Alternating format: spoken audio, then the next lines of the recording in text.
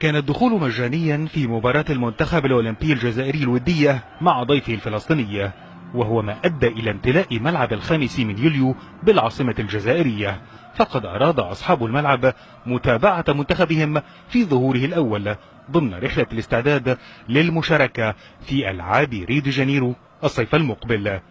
وبدت المباراة فرصة أخرى للجماهير الجزائرية للتعبير عن التضامن مع الضيف الفلسطيني الذي لقي استقبالا حافلا، فقد رفعت لافتات تعبر عن عمق العلاقة التاريخية بين الشقيقين.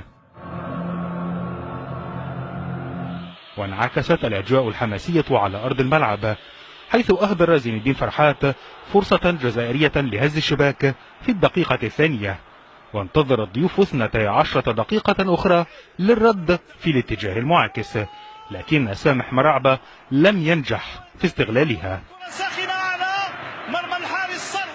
وسار اتجاه اللعب نحو المرمى الجزائري مرة أخرى بحلول الدقيقة 42 حين أهدر سامح مرعبة فرصة لزيارة الشباك بعد انفراده بالحارس الجزائري. وتوقفت المباراة بحلول الدقيقة 51 حين دخل أحد المتفرجين أرض الملعب لمعانقة لاعبي المنتخب الفلسطيني في مشهد لافت ردت عليه الجماهير تحية في مقاعدها.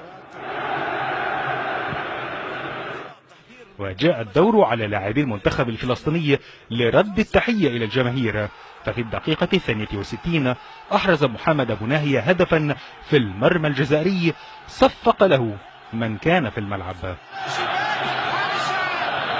وسعى المنتخبان لتغيير النتيجة، لكن المباراة الأولى من نوعها بين الطرفين انتهت بفوز الضيف الفلسطيني بهدف وحيد في المرمى وأهداف متعددة على صعيد العلاقات بين الشعبين.